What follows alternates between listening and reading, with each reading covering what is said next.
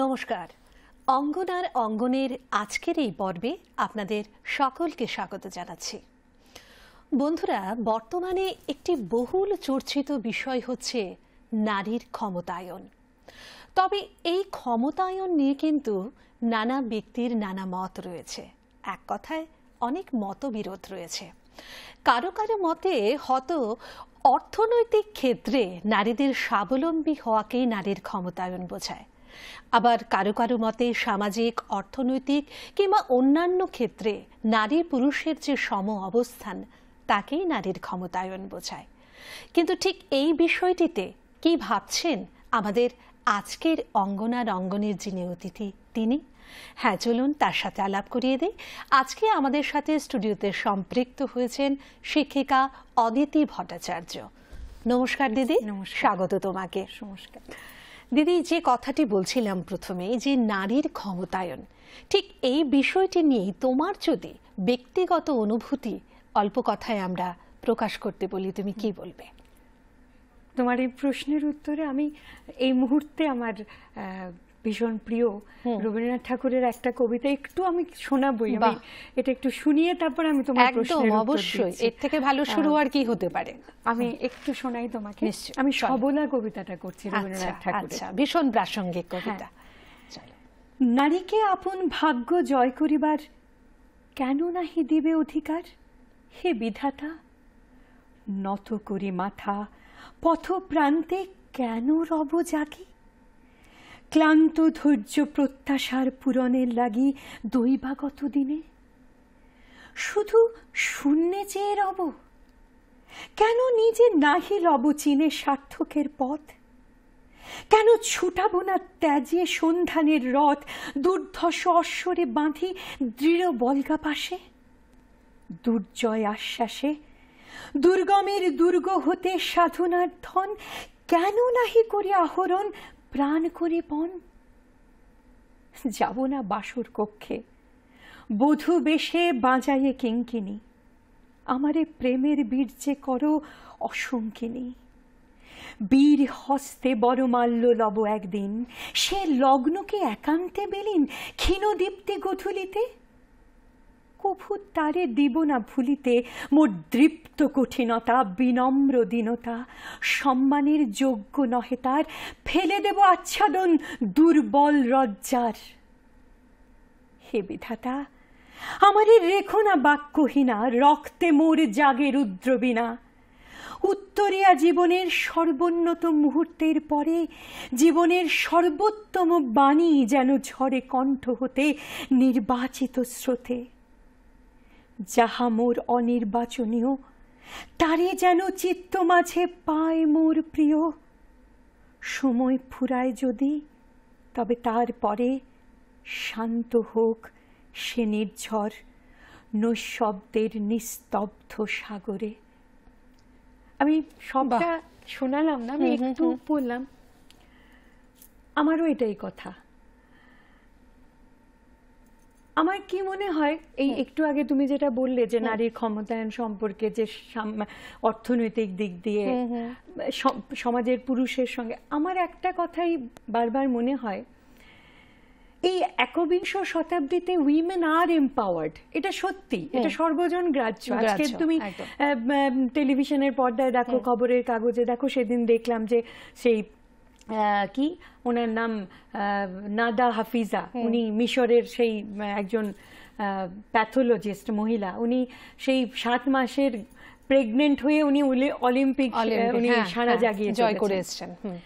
সীতা সেতল একজন army officer আমাদের ভারতীয়, উনি সেই দিন কাগজে দেখলাম যে উনি প্রায় 190 ফিট 24 টনের একটা বিশাল বড় একটা লোহার ব্রিজ বানিয়েছেন মাত্র 16 ঘন্টায়।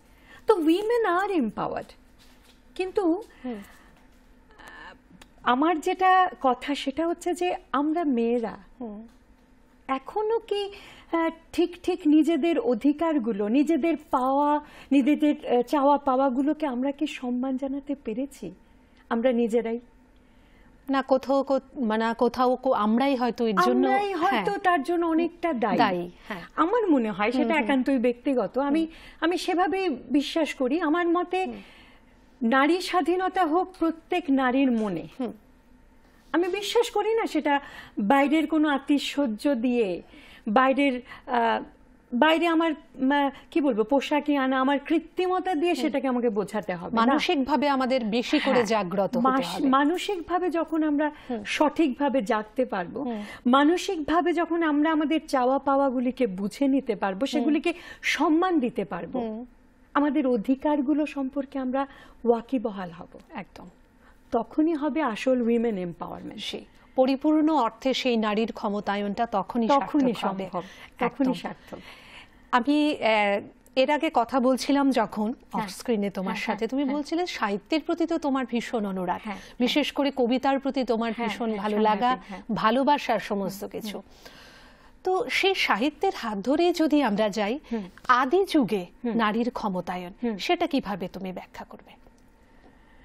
দেখো, সাহিত্যের ইয়েতে যদি যাই আমরা, তুমি পড়েছো বোধহয় সেই বিখ্যাত বইটা রাহুল সংকীর্তনের ভোলগা থেকে গঙ্গা। হ্যাঁ, ওখানে সাহিত্য যেহেতু বলেছো সেই জন্য আমি ওই দিকটা ধরেই এগোচ্ছি। ওইখানে উনি কিন্তু বলেছেন যে যখন 6000 BC-তে যখন আর্যরা, মানে ওইখান থেকে উনি শুরু করেছেন, যখন আর্যরা এসেছিল তখন কিন্তু আমাদের দেশ মাতৃতান্ত্রিক ছিল, এটা উনি বলছেন। এবং ওনার একটা জায়গায় আমরা দেখেছি যে যখন সেই, যদিও এটা ফিকশনাল, যদিও এটার মধ্যে আর্কিওলজিক্যাল কোনো মানে সত্যতা বা ঐতিহাসিক দিক থেকে সেদিক দিয়ে অকাট্য প্রমাণ নেই, তারপরেও আমি বলছি যেহেতু সাহিত্য নিয়ে তুমি শুরু করলে, উনি বলছেন যে তখন মাতৃতান্ত্রিক ছিল। সেই সময়ে রাজা, তারপরে যেমন রাজপুত্র, সেই সময় ছিল রানী, তারপরে রাজকন্যা, ব্যাপারটা ছিল ওই রকম। আচ্ছা। এবং উনি বলছেন যে যখন আয়রন এজ বা তোমার সেই মেটাল এজ ঢুকলো, তখন মহিলাদের মনের মধ্যে ক্ষমতা নিয়ে লেগে গেল দ্বন্দ্ব, ভয়ানক। তখন মাই মেয়েকে সহ্য করতে পারছে না, মেয়ে মাকে সহ্য করতে পারছে না, যখন ক্ষমতার লোভ চলে এলো। আচ্ছা, সেটা বিশাল ব্যাপার, বিশাল ব্যাপার। ওনার বইয়ের ঠিক এইভাবেই ব্যাখ্যাটা আছে, তুমি নিশ্চয়ই পড়েছো। এবং সহ্য করতে পারছে না, এবং তারপরেই আস্তে আস্তে সেখানে ফাঁক ফোকর গলিয়ে ঢুকে গেল পুরুষতন্ত্র। এবং পুরুষ যখন কৃষিকাজে মন দিল, আস্তে আস্তে ওই পুরুষতন্ত্রটা আস্তে আস্তে আমাদের ওপর সেটা শক্তিশালী। এটা রাহুল সংকীর্তনের ভাষায়, যেটা তুমি সাহিত্যের দিক দিয়ে বলছো। আর ঐতিহাসিক দিক দিয়ে যদি ব্যাখ্যাটা আমরা সেভাবে করি, খানিকটা তো আসে, যেহেতু সাহিত্য সমাজের আয়না, তো সেটাও যদি ব্যাখ্যা করি, তুমি দেখো ঋগ্বেদে প্রথম যুগে আমরা গার্গী, মৈত্রী, অপলা, ওদের কথা আমরা শুনেছি। ওনারা সন্ন্যাসিনী, ওনারা জ্ঞানী ছিলেন। কিন্তু তার পরবর্তী যুগের যদি আমরা দেখি, নারীদের অবস্থা কিন্তু মানে অনেকটাই নিচে নেমে গেছিল। এবং তখন কিন্তু মাতৃতান্ত্রিক ছিল না, কোথাও এই কথা ওই ইতিহাসে নেই বা প্রমাণ করে না, আর্কিওলজিক্যাল সার্ভে থেকেও প্রমাণ করে না যে মাতৃতান্ত্রিক ছিল। তখন পিতৃতান্ত্রিক ব্যাপারটাই চলে এসেছে। যদিও হ্যাঁ, সমাজে নারীর সম্মান, নারীর ভূমিকা ছিল, কিন্তু তারপরেও যদি সর্বসাধারণের দৃষ্টি দিয়ে দেখতে হয়, নারীদের ওইরকম সাংঘাতিক কিন্তু অবস্থা ছিল না পরবর্তী যুগে। আমরা ধরতে পারি, আমরা রামায়ণের কথা আনতে পারি, আমরা সীতার কথা আনতে পারি, পাশাপাশি কৈকির কথা আনতে পারি। উনি প্রভাবশালিনী ছিলেন কৈকি, বলা যেতে পারে যে রামায়ণের মোড় ঘুরিয়ে দিয়েছিলেন উনি, একদম নারী, তাই না? কিন্তু আবার পাশাপাশি তুমি দেখো সীতা নীরবে নিস্তব্ধে উনি সহ্য করে গেছেন, ধৈর্যের প্রতিমূর্তি। তো ওই সময়ে নারীদের যে একেবারে সাংঘাতিক, হ্যাঁ কৈকি ছিলেন বটে, কিন্তু একেবারে সব দিক দিয়ে যে মেয়েদের জয় জয়কার ছিল সেটা না, নালে সীতাকে বারবার অগ্নি পরীক্ষা দিতে হয় না। আবার তুমি দেখো মহাভারতের কথা ধরো, ছিলেন কুন্তী, গান্ধারী, দ্রৌপদী ছিলেন। এনারা দ্রৌপদী না থাকতো যদি বলে যে মহাভারতের যুদ্ধই হতো না, একদম একদম। তো কিন্তু তারপরেও সেখানেও সমস্ত কিছু সমাজের কি বলবো সে অত্যাচার সমস্ত কিছু প্রশ্ন করেও দ্রৌপদী কি বেরিয়ে আসতে পেরেছিলেন? পারেননি, কিন্তু সেখানেও একটা বিশাল প্রশ্নবোধক চিহ্ন আমাদের থেকেই যায়। তো সেই জন্য আমি বলছি যে প্রাচীন যুগেও ওই যে কথাটা এখনো আসে, আমাকে যারা শুনছেন তারা হয়তো আমার কথা এনাদের হয়তো বা পছন্দ হচ্ছে না, কিন্তু এটা খুব সত্যি কথা, জানো তো, যে আমরা নারীরাই অনেকাংশে সেটা বুঝে উঠতে পারিনি, যেটা রাহুল সংকীর্তনের ইয়েতে আমরা দেখি। মানে আমাদের ক্ষমতাটা আমরা নিজেরাই হয়তো উপলব্ধি করতে পারিনি। আমরা দ্রৌপদীকে দেখেছি, সীতাকে দেখেছি, তারপরও আমরা কিন্তু সেইভাবে শিক্ষা, মানে শিক্ষাটা আমরা সেইভাবে নিতে পারিনি। এখনো আমাদের মনে মানে যখন আমি দেখি আর কি, যে কোনো একদিন কাজে দেরি হয়ে গেল, ফিরতে ফিরতে 11টা বেজে গেল। আবার পাশাপাশি যে পুরুষ মানুষটি 11টার সময় ঢোকে তাকে কেউ প্রশ্নই করে না, কাজের চাপ। কাজের চাপ। তো তখন মনে কষ্ট হয়, সত্যিই কি আমরা হয়তো দেখা যাচ্ছে এই প্রশ্নটা কোনো নারীর কাছ থেকেই আসছে, ওই গিয়ে ঘুরে ফিরে সেই আবার আগের জায়গায় আমরা ফিরে যাচ্ছি। দিদি, তুমি যখন নিজের কথায় উঠে এলে তখন একটা প্রশ্ন, আসলে সবকিছু মিলেই তো আমাদের আজকের আলোচনা। তুমি একজন নারী, ছোটবেলা থেকে বিভিন্ন কিছু ধাপ অতিক্রম করে এসছো, কখনো কি মনে হয়েছে যে আমি মেয়ে বা আমি নারী, এই ক্ষেত্রে আমি কোথাও কোথাও অবহেলিত হচ্ছি বা আমাকে এই ধরনের কোনো কিছু প্রশ্নের সম্মুখীন হতে হচ্ছে, কোথাও কি মনে হচ্ছে? না, সেইভাবে হয়তো হয়নি, কারণ আমার বাবা শিক্ষক ছিলেন, প্রফেসর ছিলেন, মাও শিক্ষিকা ছিলেন। তো সেদিক দিয়ে বলতে পারো যে আমি অনেক বেশি আধুনিক পরিমণ্ডলে মানুষ হয়েছি। আমার ঠাকুমা রীতিমতো মানে প্রচন্ড ভালোবাসতেন বই পড়তে, ভীষণ ভালোবাসতেন। তো সেদিক দিয়ে সেইভাবে আমি হইনি। আমার বাবা, আমার মা আমাকে শিখিয়েছিল, মানে নারী হিসেবে গর্ব করতে আমি অনেক ছোটবেলা থেকেই শিখেছি। বাবার হাত ধরেই রবি ঠাকুরকে চেনা, বাবার হাত ধরেই বিভিন্ন সাহিত্যিকদের লেখা পড়া, মার হাত ধরে মা শিখিয়েছিলেন বঙ্কিমচন্দ্র পড়তে। তো আমি সেইভাবে তো সম্মুখীন হইনি, তবে হ্যাঁ হয়েছি যখন চাকরির ক্ষেত্রে যখন গেছি, তখন দেখেছি কোনো কোনো জায়গায় যে প্রশ্নগুলো ওইভাবে এসে, যখন জয়েন করেছি চাকরিতে, তখন দেখলাম যে প্রশংসাটার মধ্যে একটা ব্যঙ্গ, তুমি এত সুন্দর ইংরেজি কইতে পারো, বা ইংরেজিতে এত সুন্দর বলতে পারো, মানে মেয়ে তুমি ওরকম পারো, এই ধরনের একটা শ্লেষাত্মক আপাত দৃষ্টিতে শুনলে মনে হয় আমাকে বোধহয় খুব প্রশংসা করছে, কিন্তু সেই প্রশংসাটাকে আমি ঠিক সেভাবে নিতে পারিনি।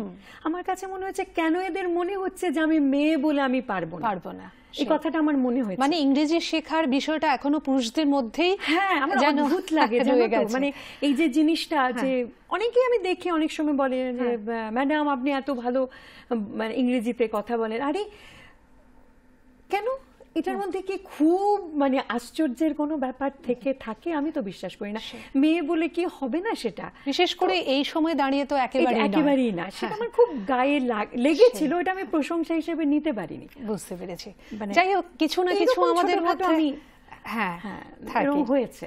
তারপর ধরো আমার মেয়ে, একটি মেয়ে যখন হলো, ও মেয়ে, এই যে জিনিসটা আমার খুব কষ্ট হয়েছিল সেদিন, যে এখনো আমরা এরকম প্রশ্ন করি, ছেলে হওয়া মানে লটারি পাওয়া, মেয়ে হলে এটা প্রশ্ন করব যে মেয়ে হলো, আহারে মেয়ে হয়েছে, বংশ রক্ষা হবে না, মানে অদ্ভুত লাগে। তখন মনে খুব কষ্ট হয়, জানো তো, যে এত শিক্ষা দীক্ষা আমাদের, আমরা এত কিছু দেখছি। ওই যে বললাম তোমাকে কথাটা, যে এত কিছু জানার পর, সাহিত্যে দেখার পর, এত কিছু মানে পড়ে জেনেও আমাদের ওই ব্যাপারটা কি পুঁথিগতই রয়ে গেল?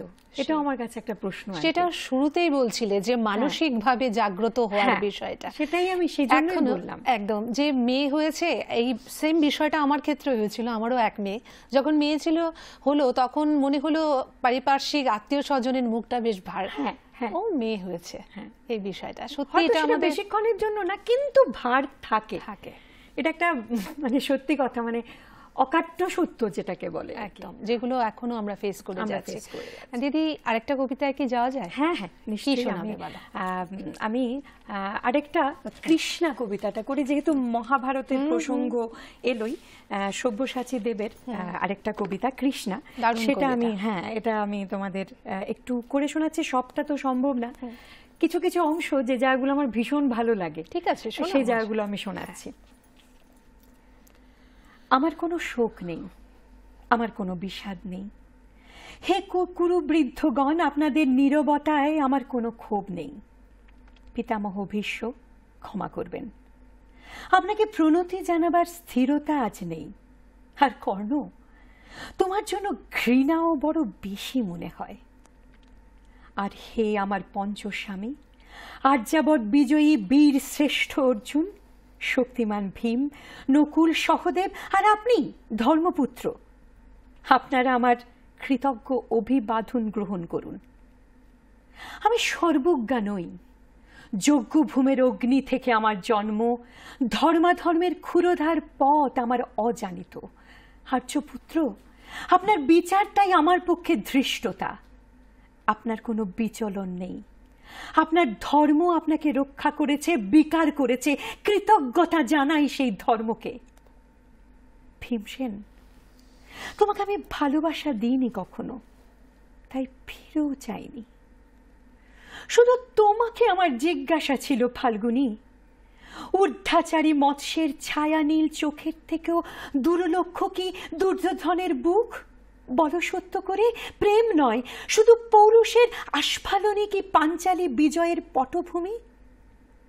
কিন্তু মিথ্যা প্রশ্ন, আমি জানি তোমার কোনো উত্তর নেই, যেমন নেই ভালোবাসা।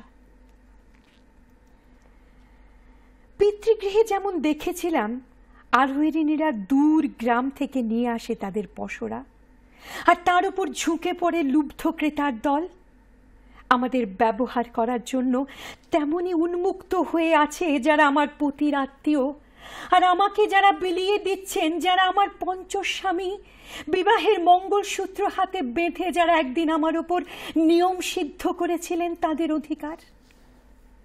না, শুধু এই রত্নমণ্ডিত সভাগৃহেই নয়, আরো আগে আমাকে জানতে হয়েছিল আমার কোনো বাসনা নেই, নেই কোনো নিজস্ব ইচ্ছা। অর্জুন, প্রথম দেখার মুহূর্তে আমার হৃদয় দিয়েছিলাম তোমাকে, অথচ আমার শরীরকে প্রথম আলিঙ্গন করলেন ওই মহাভাগ যার খ্যাতি ধর্মপুত্র বলে।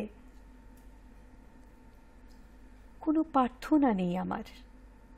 কুরু বৃদ্ধরা বিলাপ করুন, জ্যেষ্ঠ পাণ্ডব প্রহর গুনুন, কোন পুণ্য লগলে ধর্মরাজ্য নেমে আসবে মাটিতে। ভীম, অনুগ্রহ করে স্তব্ধ হও। নকুল, সহদেব, বিচ্ছিত হইও না অগ্রজের অতি অটল বিশ্বাসে। আর অর্জুন, তুমি অন্তঃপুরে যাও, সেখানে তোমার জন্য স্নিগ্ধ শরীর সাজিয়ে রেখেছে তোমারই কোনো প্রেয়সী। শোক নয়, লজ্জা নয়, এই রাজগৃহে দাঁড়িয়ে আমি জানলাম প্রেম নয়, শ্রদ্ধা নয়, অধিকার নয়, নারী শুধু প্রয়োজনের। আমি জানলাম এখানে কোনো ভেদ নেই ধর্মপ্রাণ যুধিষ্ঠির, শক্তিমান ভীম, প্রেমিক অর্জুন আর লোলুপ ধৃতরাষ্ট্র নন্দনদের মধ্যে। প্রতিকার চাইছি না, শুধু বিলাসের এই বস্ত্র ছিনিয়ে নেয় যদি কোন দুঃশাসন, নিক, আমি কাঁদছি না। চারপাশে ভাসানের ডিঙায় পশুদের উদ্দাম নাচের ভঙ্গি আমি দেখছি না, চারপাশের ক্লীবদের অক্ষম বিলাপ আমি শুনছি না। ধনুর্বাণ নেই, আমি ফিরিয়ে আনছি আমার জন্মের স্মৃতি, যজ্ঞের আগুন। আমি দ্রৌপদী নই, আমি পাঞ্চালী নই, আমি ভরতকুল বধূ নই, আমি কৃষ্ণা, আমি যাজ্ঞাসেনী, শম্ভুতা, আমি শুধু এক নারী, শুধু এক নারী। বাহ, অসাধারণ, পড়লেও খুব সুন্দর, মানে ভীষণ ভালো লাগলো এই কবিতাগুলো। আসলে দিদি যখন পড়ি মানে হ্যাঁ, গায়ে কাঁটা দেয় সত্যি। জানো তো, যখনই, মানে এটা আমার একটু ব্যক্তিগত, কবিতা আসলে আমার এমন একটা জিনিস, এমন একটা ভালো লাগার জিনিস আর কি, যখনই আমার মনে খুব কষ্ট হয় বা যখন ধরো এই যে তুমি যেটা বললে যে আমরা অনেক সময় অনেক কিছু সহ্য করি না, অনেক সময় আমাদের প্রতিবাদের ভাষা থাকে না, সেই সময় কবিতা আমায় ভাষা যোগায়, জানো তো, ভীষণ একটা শান্তি, একদম প্রশান্তি দেয় আমার মনকে।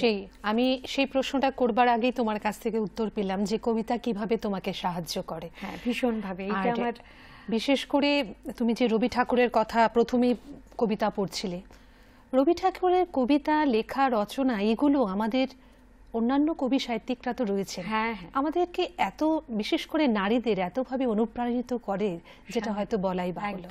দিদি, এবার যদি আদি যুগ থেকে এবার আমরা একটু মধ্যযুগে আসি, তাহলে সেই সময়টা একটু নারীর ক্ষমতা। মধ্যযুগের যে সবচাইতে যে চরিত্রখানি আমাকে ভীষণভাবে টানে সেটা হচ্ছে মঙ্গল কাব্য, বিজয়গুপ্তের লেখা মনসা মঙ্গল। বেহুলা লক্ষিন্দরের সেই কাহিনী আমরা সবাই জানি, সবাই বলেন যে মনসা মঙ্গলে অনার্য দেবী হিসেবে এবং বিজয়গুপ্ত পুরুষ কবি হিসেবে সেই অনার্য দেবী মনসাকে উনি তুলে ধরেছেন। কিন্তু তুমি একটাবার নিজেকে আমরা যদি প্রশ্ন করি, সত্যিই কি সেখানে মনসার বিজয়? না, কিন্তু সেখানে বেহুলার বিজয়। আমার সেই জন্য এই চরিত্রটাকে অনেক বেশি একটা অদ্ভুত পৌরাণিক সংস্কার এবং অদ্ভুত একটা আত্মমর্যাদা, একটা আত্মসংযম, প্রেম, এই সমস্ত কিছু নিয়ে কবি বেহুলাকে এঁকেছেন। এবং আমার মনে হয় ওর যে জয়টা, সেই জয়টাই অনেক বেশি টানে আমাকে। মানে মনে হয় যেন বেহুলা একটা এমন একটা চরিত্র, মধ্যযুগের মহিলাদের এমন একটা আদর্শ চরিত্র, যখন মধ্যযুগে তুমি ইতিহাস ঘাঁটলেও পাবে যে সেই সময় নারীদের যে আত্মমর্যাদা বোধটুকু সেটা একেবারে লুপ্ত প্রায় ছিলই না বলতে গেলে। সেই জায়গায়, সেই পরিকাঠামোতে দাঁড়িয়ে বেহুলার তার, এবং তুমি জানো নিশ্চয়ই যে চাঁদ সদাগর আগেই বলেছিল যে তার মানে মনসা মঙ্গলে আছে যে তিনি কিন্তু আগেই বেহুলাকে এটা জানিয়েছিলেন যে তার পরিবার অভিশপ্ত। সে হয়তো জানতো যে একদিন না একদিন সেই অভিশাপ লক্ষিন্দরের ওপরেও নেমে আসবে, কিন্তু প্রেম থেকে, ভালোবাসা থেকে সে একচুল বিচ্যুত হয়নি। এবং সমাজের ভ্রুকুটি বলো, তৎকালীন সমাজের সেই ভয়ঙ্কর ভ্রুকুটি, কুসংস্কার, সমস্ত কিছুকে মানে রুখে দাঁড়িয়ে সে একা তার স্বামীকে নিয়ে চলেছে ভেলায় করে। কি সাংঘাতিক একটি মেয়ে, কি দৃঢ় মানসিকতা, কি দৃঢ় মানসিকতা তার। সে একটি মেয়ে, সে তারপরে কোথায় সে নেমেছে গিয়ে স্বর্গে, যেখানে দেবতাদের সঙ্গে সে একা যুদ্ধ করে তার স্বামীকে শুধু নয়, সে পরিবারের সকলকে সে ফিরিয়ে আনে। সেখানেই নারীর জয় জয়কার। এবং আমার মনে হয় ওই সাহিত্যেই এই যে সেই আত্মমর্যাদা বোধ, যেটা আমরা বলি আত্মসংযম, মর্যাদা বোধ, আত্মসম্মান, যেটা সেটাকে বেহুলা ফিরিয়ে আনতে পেরেছিল নারীদের মধ্যে অনেকাংশে। তো সেই চরিত্রটাকে আমার নমস্কার, এটা আমাকে ভীষণভাবে প্রভাবিত করে। হ্যাঁ, প্রভাবিত করে ভীষণভাবে এই চরিত্রটাকে। প্রশ্ন আমার ওইখানেই যে এই যে আমরা মনসা মঙ্গল পড়ছি, বুঝে পড়ছি কিনা, অর্থটা সঠিকভাবে নিতে পারছি তো, সেটাই আমার প্রশ্ন। সেই লোকায়ত সাংস্কৃতিক ধারা হিসেবে হয়তো আমরা সেগুলোকে বহন করছি, কিন্তু সে তার যে পুঁথিগত যে অর্থটি রয়েছে সেগুলো হয়তো আমরা সঠিকভাবে অনুধাবন করতে পারছি না। যদি সেগুলো করা হতো, এই যে মানে অনেকগুলো, এর মধ্যে তুমি অনেকগুলো এক্সাম্পল দিলে, সেগুলো যদি অল্প অল্প করেও আমরা কিছু নিতাম, তাহলে হয়তো আজকে আলাদা করে নারীর ক্ষমতা সেই বিষয়গুলো আলোচনার কোনো বিষয়বস্তু হয়ে উঠতো না। এবং আরেকটা জিনিসও জানো তো, মধ্যযুগে যেটা আমরা মানে ইতিহাস ঘাটলে আমরা দেখি যে এই যে নারীদের এই আত্মসম্মান, যেটার সঙ্গে আরেকটা বিষয় সাংঘাতিকভাবে জড়িত ছিল, সেটা হচ্ছে জাতপাত।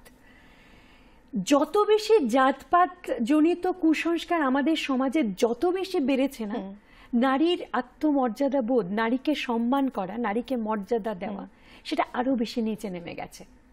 তুমি ইতিহাস ঘাটলে এটা দেখতে পাবে। আমরা যদি দিদি যে মধ্যযুগের পর বর্তমানে তো অবশ্যই আসবো, বর্তমানে মানে আসার মুহূর্ততে একটা প্রশ্ন যে সরকারি স্তরে বেসরকারি স্তরে নানাভাবে কিন্তু এখন কন্যা সন্তান নিয়ে বিভিন্ন ধরনের স্কিম বলি বা অন্যান্য অনেক কিছু চালু হয়েছে। এই যে গার্ল চাইল্ড কেয়ারের কথা বলি, একজন কন্যা সন্তানের কথা নিয়ে বিভিন্ন ধরনের স্কিম রয়ে গেছে। তো কি মনে হয় তোমার, এই যে স্কিমগুলো চালু হয়েছে কিংবা নানা ধরনের প্রকল্প বিভিন্ন জায়গায় বিভিন্নভাবে অনুষ্ঠান করা হচ্ছে, মানে সকলকে চেতনা জাগ্রত করবার জন্য, তো এই বিষয়গুলো কি সত্যিকার অর্থে আমরা ঠিক সেইভাবে নিতে পারছি বা সমাজ নিতে পারছে? ঠিক এই সময়ে দাঁড়িয়ে তোমার কি মনে হয়? ওই যে তোমাকে প্রথম কথাটা বললাম যে একবিংশ শতাব্দীতে উইমেন আর এম্পাওয়ার্ড, এবং এই যে কন্যা সন্তানের এই যে তুমি বিভিন্ন প্রকল্পের কথা বললে, এতে প্রমাণ করে যে হ্যাঁ, নারীর ক্ষমতায়ন হচ্ছে। কারণ এইটা কিন্তু ওয়ান অফ দ্য ক্যারেক্টারিস্টিক্স, এই যে আমরা যে এখন কন্যা সন্তানের পড়াশোনা নিয়ে, হ্যাঁ, এক কন্যা সন্তান হলেও বিভিন্ন ধরনের সেই স্কিম সুযোগ সুবিধাগুলো রয়েছে, চালু হচ্ছে, সরকার আমাদের উৎসাহিত করছেন, সমস্ত কিছুই হচ্ছে। কিন্তু হচ্ছে, আমার মনে হয় যে সমাজের একটা শ্রেণী হয়তো বা তার সুযোগ নিচ্ছে, কিন্তু পুরো সমাজকে তা গ্রহণ করতে পারছে কিনা। সেই এখনো কি ছেলে মেয়ে পাশাপাশি বসলে বড় মাছটা ছেলের পাতে দেওয়া হচ্ছে না, সেগুলো কিন্তু এখন মানে ছোট ছোট বিষয়, কিন্তু বিশাল প্রশ্ন। একদম একদম। এখনো আমি দেখি পুজোতে ঘরে যদি ছেলে থাকে, ছেলে বা মেয়ে থাকে, ছেলের নামে পুজোটা হচ্ছে, কেন মেয়ের নামে নয়? কেন লক্ষ্মী পুজো অদ্ভুত লাগে আমার কাছে যে এই প্রশ্নটা কিন্তু আমরা মেয়েরাই মেয়েদেরকে কোনোদিন করিনি। কেন ছেলের নামে সম্প্রদান হবে, কেন মেয়ের নামে হবে না? কি কারণে হবে না? কেন মেয়ে পুরোহিতকে আজকেও সমাজের সামনে প্রশ্নে ও মেয়ে পুরোহিত, সে কি পুজো করবে? হচ্ছে, সিনেমা হচ্ছে, আজকে বলতে পারো যে তুমি আমি অনেক বেশি এগিয়ে গেছি, আমরা এটাকে মানে আমরা উৎসাহ দিচ্ছি, এটাকে আমরা হয়তো মানে সর্বজন গ্রাহ্য করার জন্য বিভিন্নভাবে বক্তৃতা রাখছি, বিভিন্ন জায়গায় বলা বলি করছি, সবকিছু করছি, কিন্তু তারপরেও বিশাল ফাঁক কিন্তু রয়ে গেছে, একদম ফাঁক রয়ে গেছে।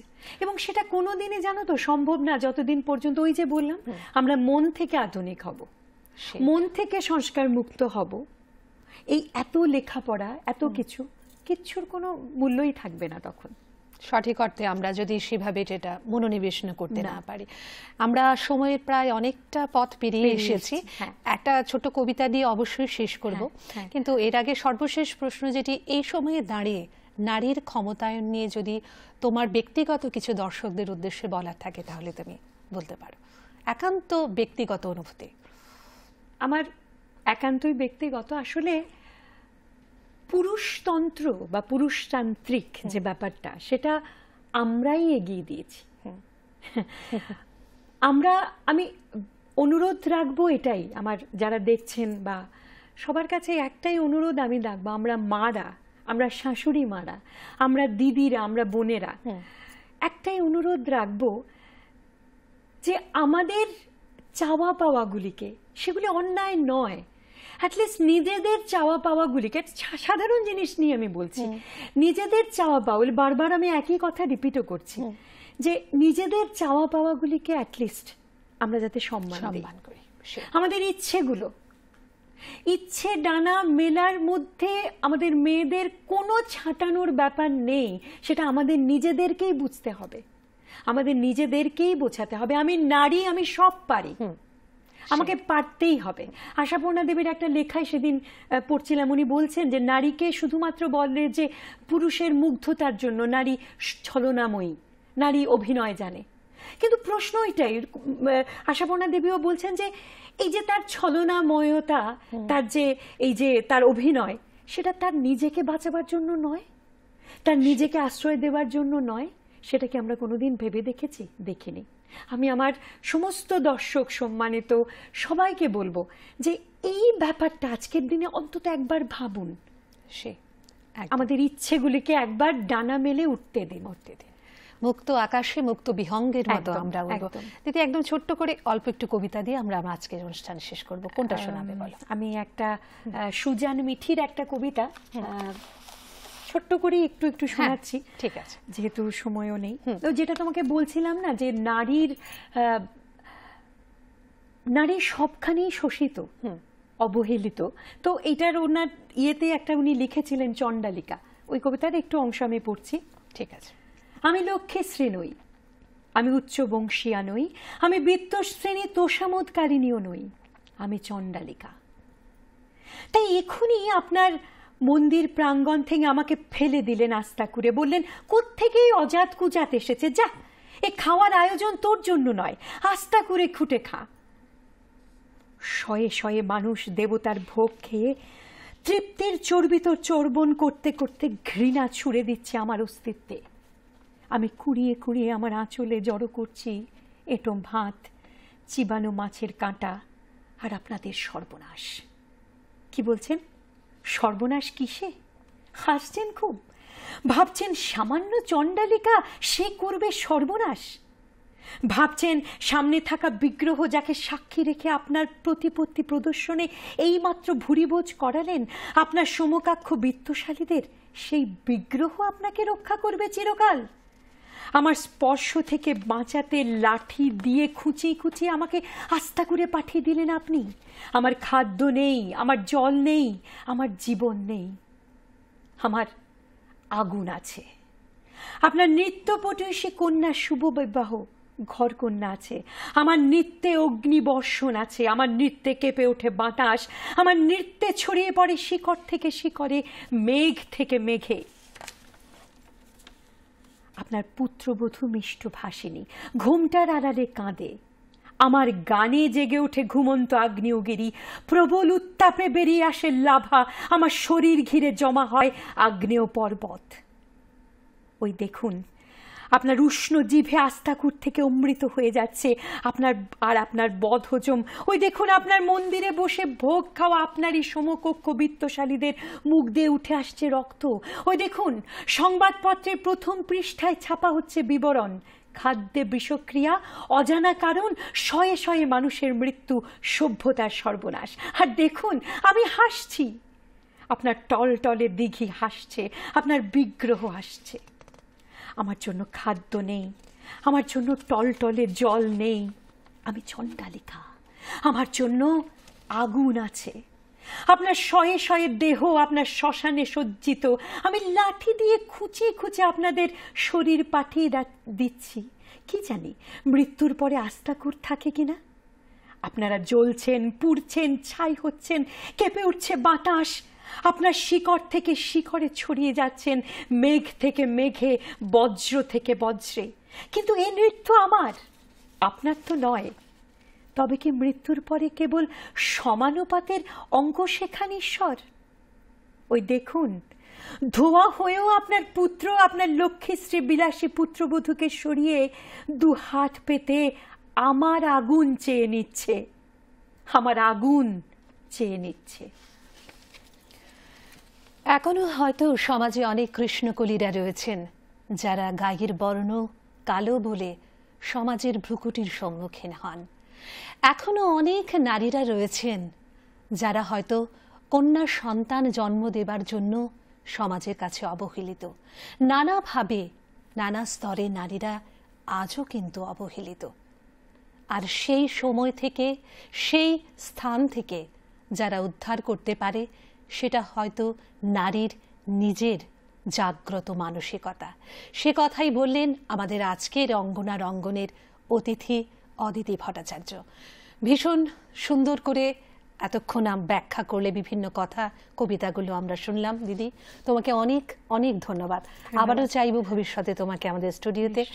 আজকের অনুষ্ঠান দর্শক বন্ধুরা আমরা এখানে শেষ করছি। সকলে ভালো থাকবেন, সুস্থ থাকবেন। নমস্কার।